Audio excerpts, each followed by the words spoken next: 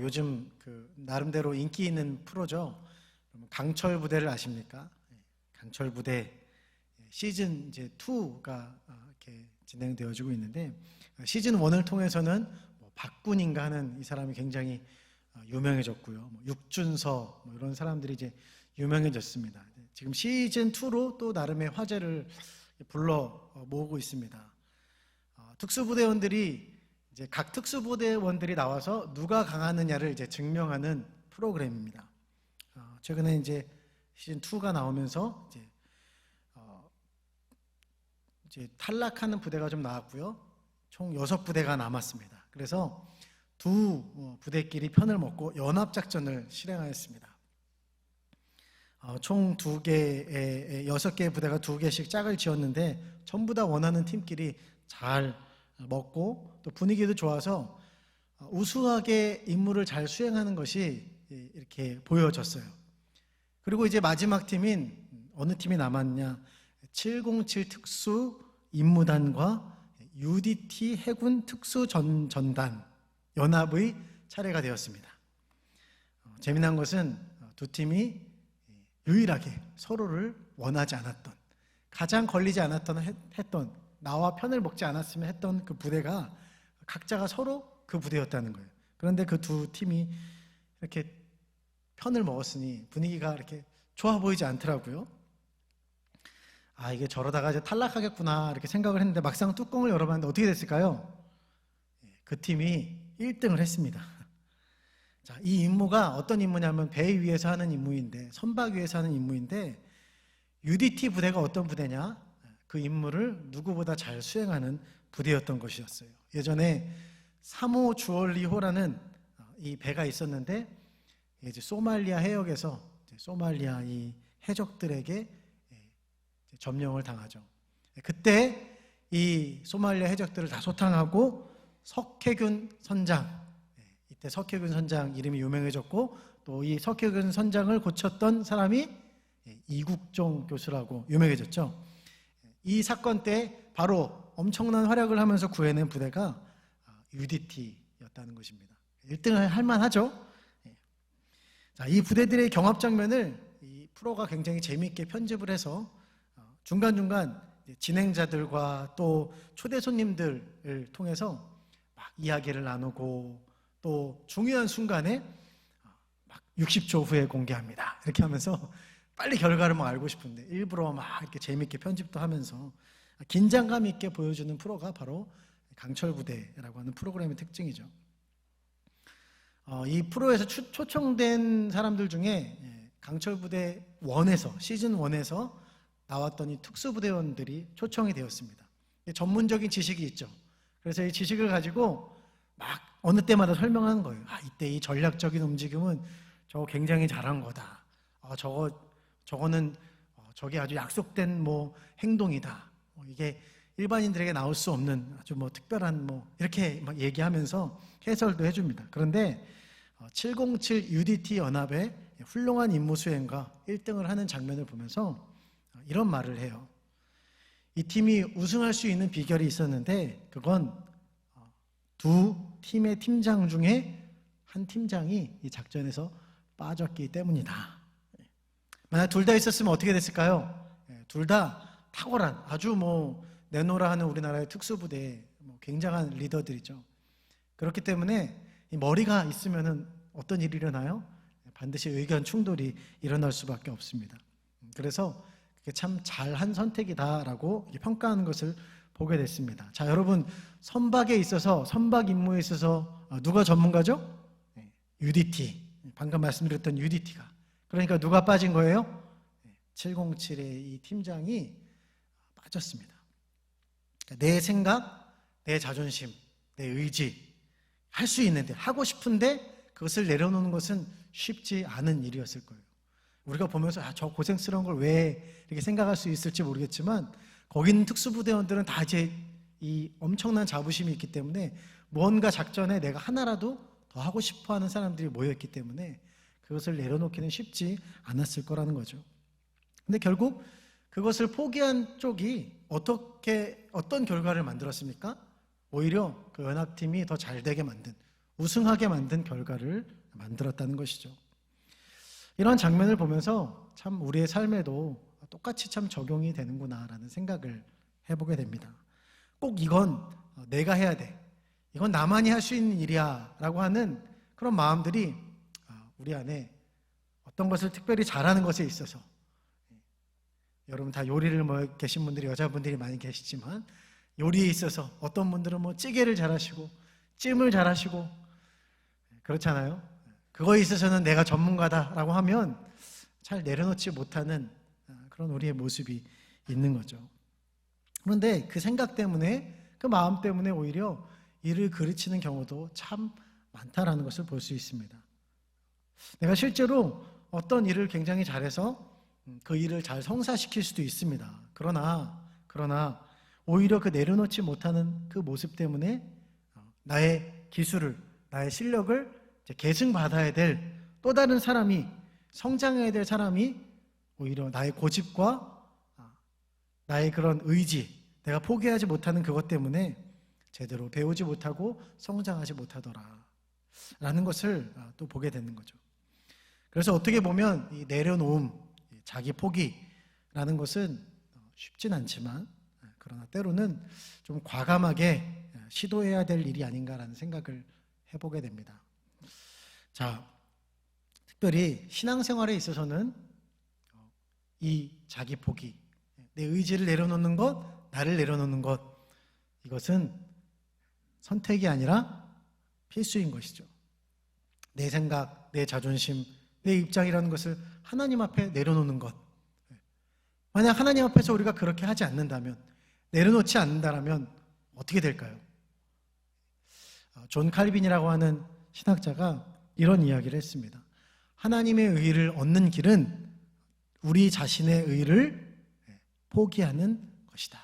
하나님의 의를 얻는 길은 우리의 자신의 의를 포기하는 것이다. 참 맞는 말이죠. 우리가 너무나 잘 아는, 우리가 익히 많이 들어서 잘 알고 있는 내용입니다. 그러나 이것이 쉬워요, 어려워요? 잘 안 되더라라는 거죠. 참 어렵다라는 것입니다. 옳다고 생각하는 것, 내 생각, 뭔가 이게 맞다라고 생각하는 것에 있어서 그 어떤 내 생각이 있으면 그것을 포기하기 어려운 것이 바로 우리의 모습이라는 것이죠. 그래서 결국 내 생각, 내 판단, 내 의지, 내 뜻, 이것이 더 앞서려고 하는 것이 바로 우리의 모습이라는 것입니다.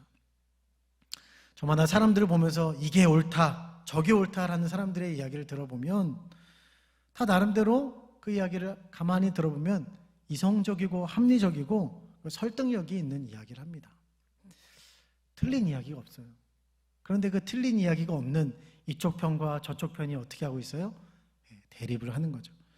그리고 대립하는 것을 넘어서 서로를 향해서 칼을 겨누고 총구를 겨누고 서로를 완전히 재기하지 못하도록 죽이려고 하는 갈등과 폭력의, 이 심한 갈등과 폭력의 사태를 우리가 지켜보면서 참 하나님의 기준에 있어서 저것이 과연 의일까?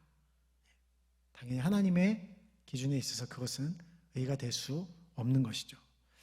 오늘 우리가 읽은 본문 로마서 10장은 바로 이 자기의가 앞서는 이 문제를 가지고 계속해서 다루고 있는 것입니다. 로마서 9장부터 11장까지 이 사도 바울은 자기 동족 유대인들이 계속해서 그 율법주의 신앙, 거기에 사로잡혀서 자기의가 최고다, 그게 의다, 이게 의를 행하는 길이다, 이게 하나님 보실 때 의다라고 착각하는 이 유대인들 동족들을 향해서 바울이 계속해서 호소하는 겁니다. 얘들아, 그게 아니야, 착각하지 마, 제발 거기서 나와 라고 호소하고 있는 것이 바로 이 9장에서 11장이라고 할 수 있는 것이죠. 왜 그들은 그렇게 율법을 그토록 지키려고 하는가? 어떻게 그 율법을 막 어떻게 행하려고 그렇게 하는 것일까? 레위기 12장 5절 말씀이죠. 너희는 내 규례와 법도를 지키라. 사람이 이를 행하면 그로 말미암아 살리라. 나는 여호와니라. 유대인들이 율법을 지키는 근거가 되는 말씀입니다. 분명히 하나님의 말씀이죠. 하나님의 말씀은 분명히 맞습니다. 그런데 중요한 것은 그들이 이걸 100% 순종할 수 없어요.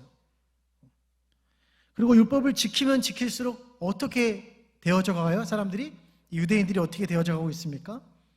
우리는 이렇게 하나님의 율법을 애써서 힘써서 지키는 하나님께 있어서 특별한 민족이다. 우리는 이렇게 선택을 받았어. 이 율법에 대해서 모르고 율법을 지키지 않는 이방인들은 미개한 종족들이다. 자, 율법을 지키면 지킬수록 민족주의, 잘못된 민족주의, 배타주의, 온갖 우월감과 교만에 빠지더라는 것입니다. 자, 이것이 하나님께서 율법을 그들에게 준 하나님의 원래 의도일까요? 당연히 그렇지 않죠. 근데 하나님의 의도와는 자꾸 어긋나가는 거예요. 물론 인간적으로 볼 때입니다.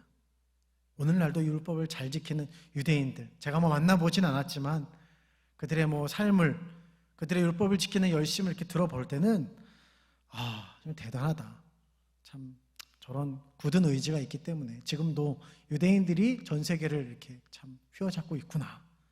경제를 휘어잡고 있고 노벨상도 많이 받고 그들의 이런 열심 때문에 그렇구나 라는 어떤 인간적인 존중과 존경하는 마음도 있습니다. 그러나 하나님 편에서 볼 때는 과연 어떨까?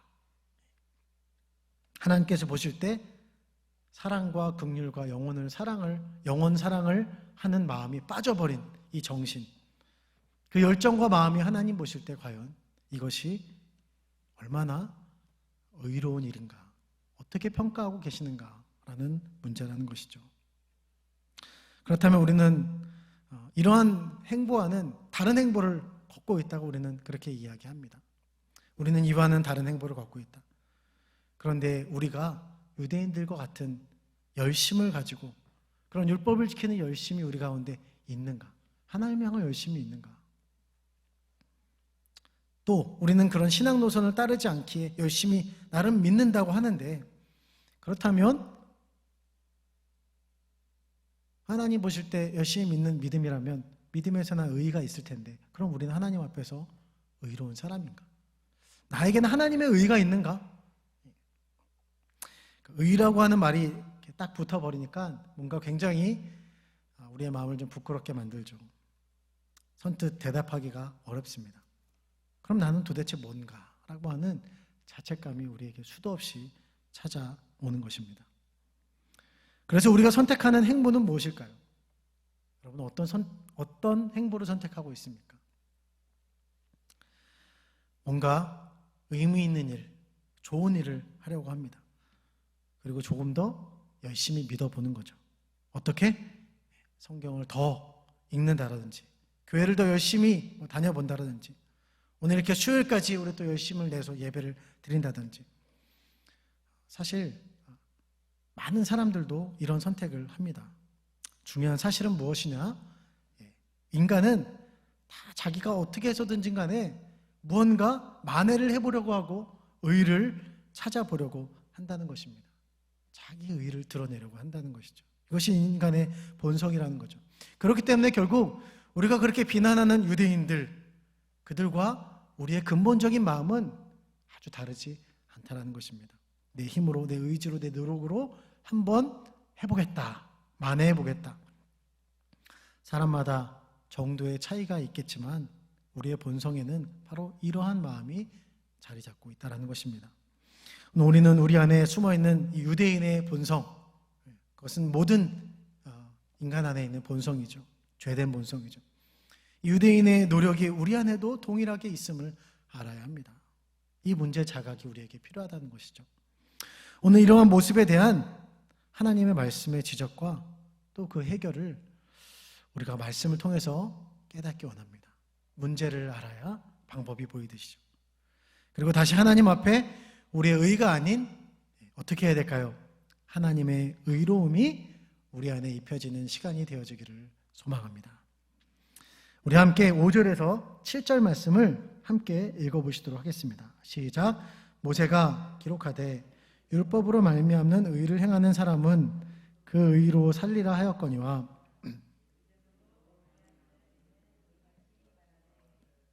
내 마음에 누가 하늘에 올라가겠느냐 하지 말라 하니, 올라가겠냐면 그리스도를 무저갱에 내려가겠느냐 하지 말라 하니, 내려가겠느냐 함은 그리스도를 죽은 자 가운데서 모셔 올리려는 것이라. 아멘. 믿음으로 말미암는 의가 말리는 거죠. 내 마음에 누가 하늘에 올라가겠느냐. 그러니까 오늘 율법으로 말미암은 결국 자기 의를 추구하는 사람의 모습, 그 사람 가운데 나타나는 모습은 무엇이냐? 누가 하늘에 올라가겠느냐? 그는 하늘에 한번 올라가 보겠다라고 말하는 거예요. 누가 무저갱에 내려가겠냐? 그는 뭔가 깊은 곳까지 한번 내려가 보겠다라고 말하는 것입니다. 자, 이게 모세 신명기 30장에서부터 11절에 나온 모세의 설교 내용을 바로 이 사도 바울이 신약에서 가져와서 오늘 그가 이렇게 로마서를 통해서 이야기하는 거죠. 자, 모세의 설교를 보면 하늘에 올라가겠다는 말씀이 무슨 이야기냐면, 모세가 어디서 하나님의 말씀을 받아요? 시내산에서 받죠. 시내산에 올라갑니다. 거기서 하나님의 영역, 하늘의 영역을 경험하는 거죠. 하나님의 말씀을 직접 받았습니다. 그런데 무리 중에서 의심을 가진 자들, 자기도 직접 하나님의 말씀을 한번 들어야겠다는 자들이 더러 있는 거예요. 이미 그것은 무슨 영역이에요? 하나님의 영역인 거죠. 하나님께서 모세에게 베푸신 특별한 은혜입니다. 그걸 가지고 따지고 하나님이 모세만 이렇게 얘기할 수 있는 게 아니죠. 우리가 결코 따질 수 없는 영역입니다. 이미 그를 통해서 하나님의 영역을 알려주셨어요. 하나님의 은혜를 다 베풀고 계시는 거예요. 모세를 통해서. 이것이 하나님의 방법이죠. 그런데 그걸 내가 한번 찾아보겠다느니, 확인해 본다느니 하는 거예요. 이 말씀은 그런 모습을 지적하는 맥락의 이야기입니다. 반대로 땅 깊은 곳으로 내려가겠다. 이것도 같은 맥락의 이야기죠. 자, 무엇을 말하고 있습니까? 자, 율법만을 따르고 율법을 행함으로의 그 신앙, 자기 의를 추구하는 신앙, 우리 인간 안에 무언가를 내가 의를 찾고 이룰 수 있다라고 하는 이 교만한 생각, 내가 해보겠다고 하는 이 생각이 은혜에 반하는 생각이다. 결국 하나님에 반하는 행동이다라는 것을 지적하고 있는 거예요. 자, 이런 모습이 누구 안에 있어요? 유대인들 안에만 있는 것이 아니라 바로 오늘 저 여러분 안에 자리 잡고 있는, 우리 모두 안에 다 있는 모습이라는 것입니다. 저 하늘의 저 깊은 곳의 영역이, 신비와 비밀, 내가 연구해 버리겠다, 알아버리겠다. 신앙이 열심히 있죠. 열정적인 모습인 것 같은데 가만히 보면 깊은 곳에 교만함이 자리 잡고 있습니다. 그곳에서 나온 것이 뭐예요? 신비주의가 나오고 여러 종류의 이단들이 나오고, 전도관도 처음에는 그러지 않았다죠. 변질이 되는 거예요. 어디 성경 공부한다고 하면 새로운 거 배워보겠다고 다니죠. 그래서 남이 깨닫지 못하는 거 발견하고 깨달으면 그 다음에 어떻게 해요? 내가 마치 모든 것을 다 아는 것 마냥 의스됩니다. 사실은 그런 삶을 사는 것도 아닌데 새로운 걸 배웠다고 그것을 막 자랑하는 모습.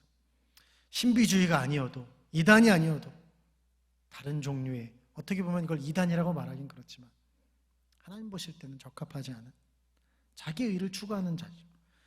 교회 안에 구원이 없다고 헛소리하고 이상한 대로 빠지는 것이죠. 꼭 이단이 이런 짓을 하는 거죠. 예전에 다녔던 교회에서 아주 열정적인 교회학교 부장, 주일학교 부장 선생님이 계셨습니다.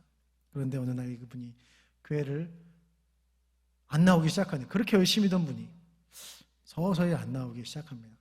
근데 나중에 알고 보니까 그분이 어디로 갔을까요? 신천지로 갔습니다. 제가 그 교회에서 사역하기 바로 직전에 일어난 일이었어요. 그리고 제가 사역했을 때는 어떤 일이 있었냐, 그분이 교회를 밖으로 나가서 이제 교회 안에 자기랑 친했던, 자기가 열심히 했기 때문에 막 친했던 사람들 하나둘씩 연락을 하는 거예요. 뭐라고 연락할까요? 미혹하는 거죠.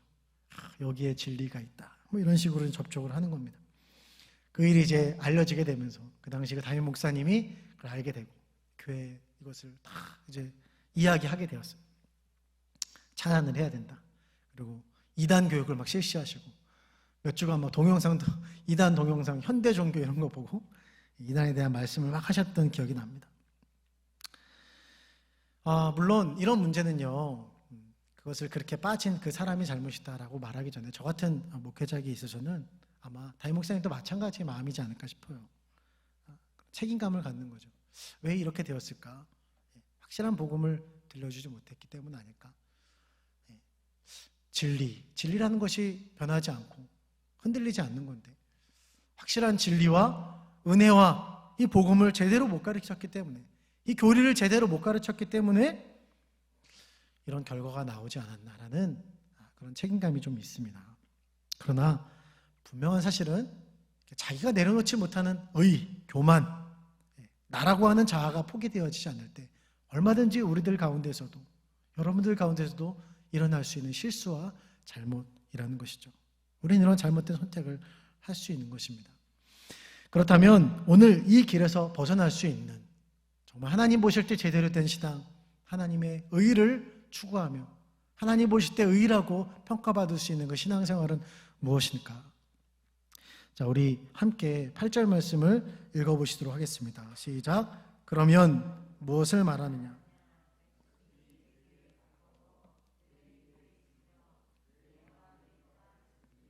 곧 우리가 전파하는 믿음의 말씀이라. 아멘. 자, 말씀이 우리에게서 어떻다고요? 우리에게서 멀다? 멀지 않다. 게다가 가깝다. 말씀이라는 원어가 레마라고 하는 말씀인데, 단순히 문자적인 그냥 성경 이제 글자 이걸 얘기하는 게 아니죠. 역동적으로 역사하는 말씀을 이야기합니다. 그리고 이 가깝다는 표현은요, 우리가 어떤 공간적인 개념으로 이해할 수 있는데, 우리가 성경책을 가지고 있으니까 말씀이 가깝구나, 이런 이야기가 아니죠. 공간적인 개념이기도 하지만 이것은 시간적인 개념이기도 합니다. 시간적으로도 가깝다. 때로는 우리가 말씀을 이렇게 대하면서 말씀이 도무지 이해가 되지 않고 잘 말씀이 안 들릴 때가 있어요. 하나님은 그럴 때 이런 생각을 하죠. 하나님은 뭔가 나에게 역동적인 말씀으로 이렇게 뭔가 말해주지 않는 것 같다. 그런 생각이 드실지 모르겠습니다. 되게 신비주의나 이단에 빠진 사람들이 좀 이런 마음들이 강한 것 같아요. 무언가 체험적인 신앙, 뭔가 다 이렇게 와야 되는데 느낌이 안 오는 거예요. 감동이 안 오는 겁니다. 밋밋한 것 같아요. 그러나 여러분, 오늘 하나님 말씀을 기억해야 됩니다. 성경은 분명히 우리에게 말하고 있습니다. 이 말씀은 절대로 우리에게서 멀지 않다, 가깝다. 할렐루야. 히브리서 4장 2절 말씀은 이렇게 말하고 있습니다. 하나님의 말씀은 살아있고 활력이 있어 좌우의 어떤 날선 검보다도 예리하여 영혼과 관절과 골수를 찔러 쪼개기까지 하며 또 마음의 생각과 뜻을 판단하나니. 아멘. 그 역동적인 말씀, 살아있는 이 말씀이 멀지 않다, 가깝다라고 우리에게 말씀하고 있습니다. 여러분, 이 말씀을 믿어야 되는 줄 믿습니다. 참 개인적으로 신앙생활을 하면서 참 역동적인, 저에게 진짜 가장 역동적인 그런 신앙의 경험은 무엇이냐, 여러 가지가 떠올려 보면 찾아볼 수 있지만, 그러나 가장 임팩트 있고 가장 강한 것은 무엇이냐, 하나님의 말씀이 내 안에서 깨달아질 때, 그 말씀이 생각이 날 때, 암송했던 말씀이 잊고 있었는데 기도하는 중에 하나님께서 이 말씀을 떠올리시게 하실 때, 그럴 때 어때요? 마음에 막 불이 일어나는 거예요. 막 죽어있는 영혼, 잠잘 것 같은 죽어가는 영혼이 하나님의 그 한 구절 말씀 때문에 확 살아나는 이런 이 경험이 정말 가장 능력 있고 가장 역동적이고 강한 그런 신앙의 체험이 아닌가라는 생각을 하게 됩니다. 아마 여러분들도 마찬가지라고 생각됩니다. 어떤 다른 체험이 아닌 하나님의 말씀이 결국 가장 큰 위력이죠. 여러분 중에 이러한 질문을 던지는 분도 계실지 모르겠습니다. 목사님, 이단도 그 말씀을 가지고 이렇게 가르치지 않습니까? 그 말씀을 가지고 뭔가 굉장히 매력적이게 가르치는데요, 이건 뭔가요? 라고 말씀하실 수 있을지 모르겠습니다. 물론 저는 그들이 뭘 가르치는지 자세히 모릅니다. 그리고 별로 알고 싶지도 않습니다.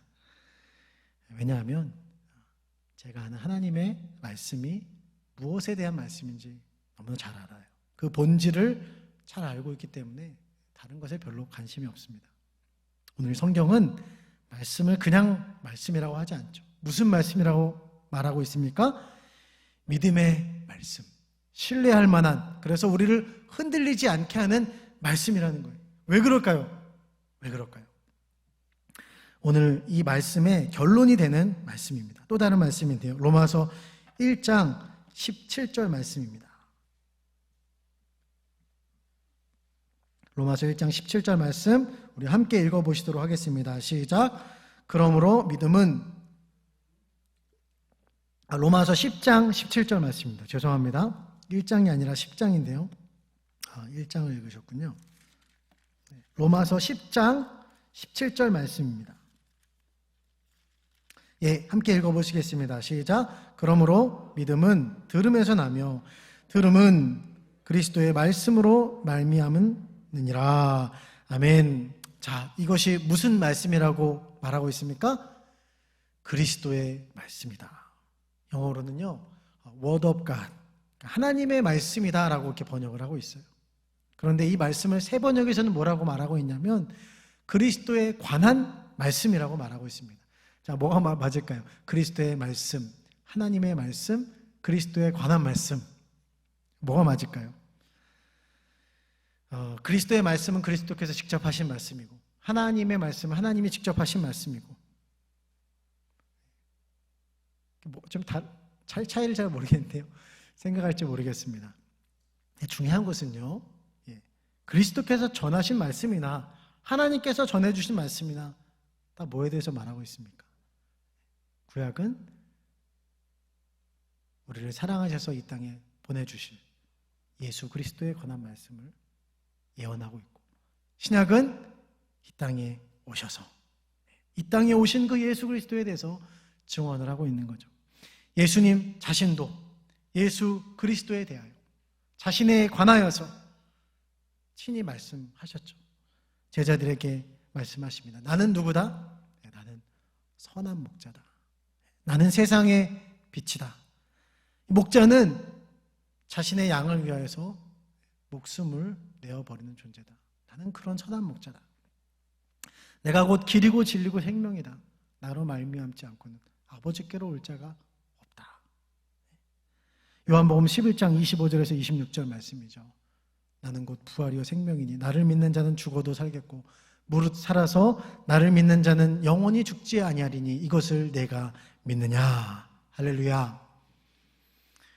돌아가시기 전 우리를 위해서 죽으실 예수님임을, 그리고 우리를 위해서 부활하실 예수님임을, 예수님이 돌아가시기 전에 우리를 위해서 죽으시고 부활하실 것을 우리를 위해서 예수께서 친히 자신에 관해서 말씀하셨다는 겁니다. 자, 하나님의 말씀은 바로 예수님에 대한 말씀인 줄 믿습니다. 온통 예수님에 대하여서. 그래서 모든 성경을 통해서 우리는 누구를 만나게 되는 거예요? 결국 예수 그리스도를 만날 수밖에 없다. 우리는 누구를 바라볼 수밖에 없어요? 성경을 가만히 들여다보면 결국 예수 그리스도를 바라볼 수밖에 없다. 그래서 우리의 결론이 이 성경을 읽으면서 신앙생활을 하면서 예수 그리스도께로 종결이 되어지면은 문제가 없는 거예요. 그런데 예수 그리스도가 아닌 종결이 어디가 돼요? 이만희가 된다. 이거는 아닌 거죠. 여러분, 하나님의 말씀이 이 생명의 말씀, 구원의 말씀, 예수 그리스도에 대한 이 말씀이 어떻게 구원자가 이만희라는 그런 이단 사설 따위에 여러분 넘어갈 만큼 허접한 말씀이냐는 거예요. 이거 하나만 가지고도 말이 안 되잖아요. 우리를 위해서 생명을 바칠 수도 없는 자가, 우리의 죄를 대속해 줄 수도 없는 자가, 죄의 문제도 해결해 줄 수 없는 자가, 병들어서 골골 죽게 생겼는데 부활할 수도 없는 자가 어떻게 우리의 구원자가 될 수 있냐? 이런 이야기가 어떻게 세상을 흔들고 많은 사람들이 미혹하게 할 수 있느냐?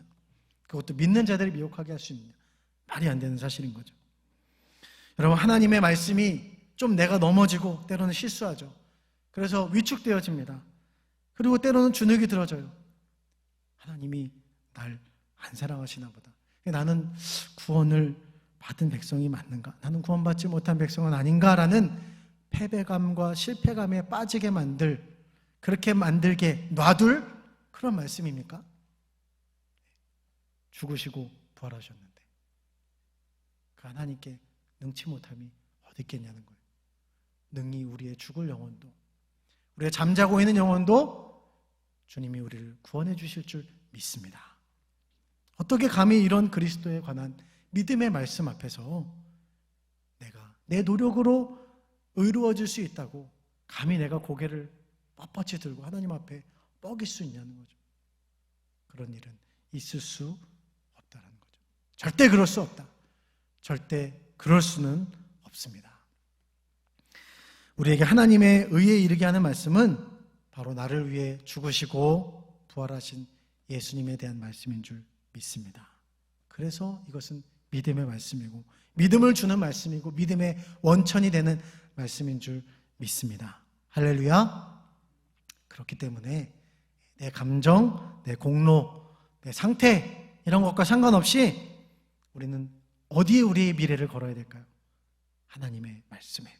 하나님의 말씀에 기대를 걸고 하나님의 말씀에 소망을 둬야 되는 줄 믿습니다. 나를 살리는 유일한 길, 내일을 꿈꾸게 하는 유일한 길, 천국을 소망하게 하며 하나님의 의를 찾을 수 있는 그 길은 하나님의 말씀뿐인 줄 믿습니다.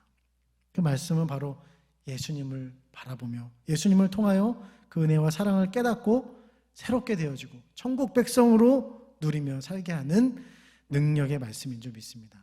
다른 길은 없는 것이죠.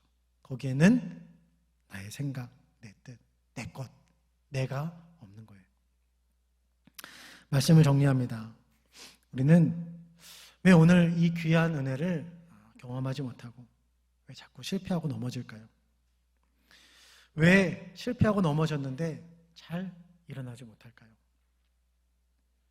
아무것도 안 하는 것도 아닌데 나름대로 노력도 하는데 이렇게 수예배도 와서 앉아서 열심히 예배도 드리고 기도도 하는데 왜 그럴까? 정말 예수님이 결론이 되게 하는 그 말씀을 통해서 여러분 예수님을 찾고 부르고 만나고 계십니까? 성경이 분명히 말하고 있죠. 말씀이 가까이 있다. 이 말씀 속에 예수님이 계시다. 그런데 정말 이 예수님을 찾고 부르고 있느냐? 오늘 9절에서 10절 말씀은 이렇게 말하고 있습니다. 우리 함께 읽어보실까요? 시작. 내가 만일 내 입으로 예수를 주로 시인하며 또 하나님께서 그를 죽은 자 가운데서 살리신 것을 내 마음에 믿으면 구원을 받으리라. 사람이 마음으로 믿어 의에 이르고 입으로 시인하여 구원에 이르느니라. 아멘. 사랑하는 여러분, 오늘 이 밤에 이 믿음의 말씀, 예수 그리스도를 만나시기 바랍니다. 예수님을 우리가 함께 부르며 찾는 시간이 되어지기를 주님의 이름으로 축복합니다. 누구든지 주의 이름을 부르는 자는 구원을 받으리라. 여러분, 이 말씀 앞에서 우리가 여지껏 노력했던 헛수고들 오늘 여기에 내 헛된 노력 다 내려놓고 내 생각도 내려놓고 오직 예수님을 찾고 부르는 오늘 이 밤이 되어지기를 주님의 이름으로 축복합니다. 우리 함께 그렇게 주여 한번 외치며 주님 앞에 기도하며 나아가도록 하겠습니다. 주여